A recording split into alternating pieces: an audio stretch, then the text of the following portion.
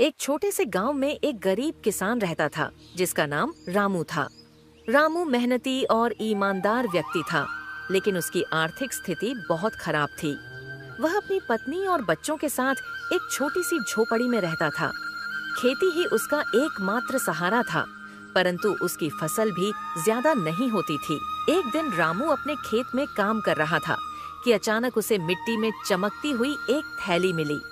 उसने उत्सुकता से उसे उठाया और देखा कि थैली में सोने के सिक्के भरे हुए थे। रामू के मन में एक पल के लिए सोचा कि अब वह अमीर बन सकता है और अपने परिवार की सारी परेशानियां खत्म कर सकता है। लेकिन तभी उसने सोचा, ये सिक्के मेरे नहीं हैं, किसी ने इन्हें यहाँ खोया होगा। अगर मैं इन्हें रख लूंगा तो यह ईमानदारी के खिलाफ होगा। ये सोचकर उसने उस थैली को गांव के मुखिया के पास ले जाकर दे दिया और सारा किस्सा बता दिया। गांव के मुखिया उसकी ईमानदारी से बहुत प्रभावित हुए। उन्होंने पूरे गांव में उसकी ईमानदारी की तारीफ की और यह घोषणा की कि रामू की ईमानदारी के लिए उसे इनाम दिया जाएगा।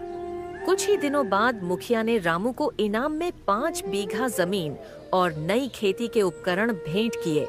रामू की ईमानदारी ने उसे सम्मान और सुखी जीवन का वरदान दिया। उसकी आर्थिक स्थिति भी सुधर गई और अब उसका परिवार खुशहाल जीवन जीने लगा। सीख: ईमानदारी का फल हमेशा मीठा होता है। चाहे तुरंत न मिले, लेकिन ईमानदारी का इनाम जरूर मिलता है।